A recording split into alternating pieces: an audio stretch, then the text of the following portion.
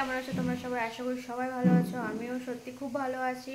তো অনেকদিন তোমাদের সাথে ভিডিও শেয়ার করা হয় না, তো আমি ভাবলাম যে আজকে চিকেন বানানো যাক আর তোমাদেরকে দেখানো যাক যে আমি কীভাবে চিকেন বানাই। আর আমি তো চিকেন বানাই না, বেশিরভাগ সময় অয়ন চিকেন বানাই।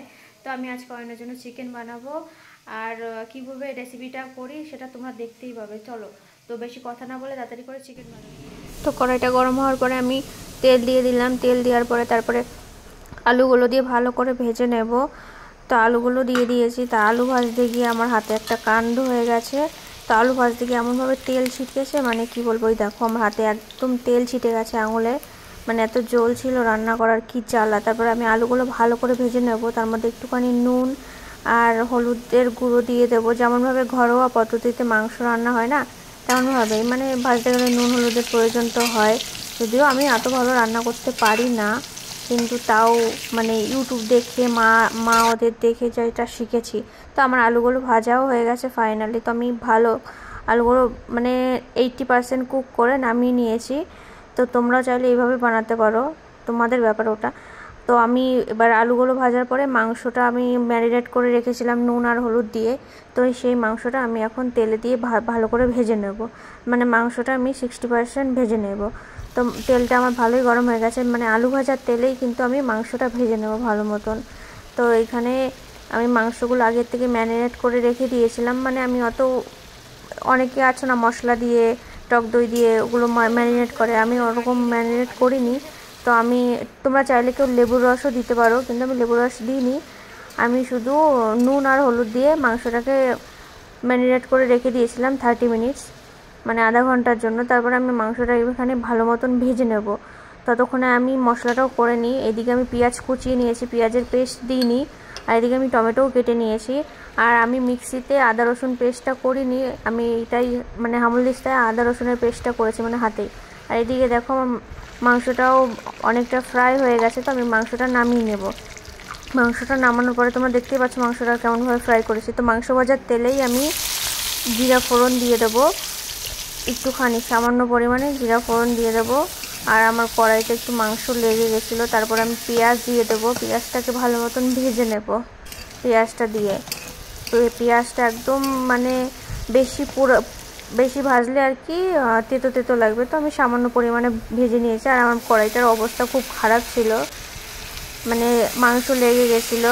আর এদিকে আমি আদা রসুনের পেস্টটাও দিয়ে দেবো ওর সাথে। আদা রসুনের পেস্টটা ভালো মতো তোমরা আমার ভিডিওটা কে কোথা থেকে দেখছো তাড়াতাড়ি কমেন্ট করে বলো, আমিও দেখতে চাই যে কে আমার ভিডিওটা কতদূর পর্যন্ত আদা রসুনের গন্ধটা কোথা থেকে দেখছে।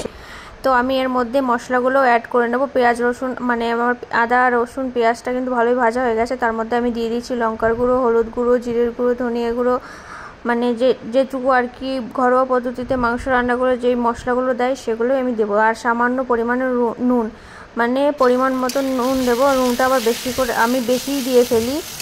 আর কপাল ভালো ছিল যে এই দিনকে নুনটা আমি বেশি দিইনি, কমই দিয়েছিলাম, ভালোই মানে পরিমাণ মতন দিয়েছিলাম। তার মধ্যে মশলাটা কষাতে কষাতে আমি একটুখানি টমেটো কেটে রেখেছিলাম, টমেটোটাও দিয়ে আমি এর মধ্যে মশলা কষাবো। দেখো গাইস, আমার মশলাটা কিন্তু প্রায় কষে এসে প্রায় তেল ছেড়েই দিয়েছে।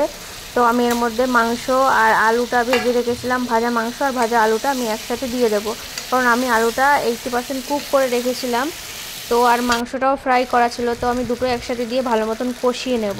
আর ততক্ষণে আর ধনেপাতাও কিন্তু কুচি দিয়েছি, মানে কষাতে কষাতে আমি ধনেপাতাটা দিয়ে দিই, কারণ তার মধ্যে ফ্লেভারটা ভালো আসে ধনেপাতা।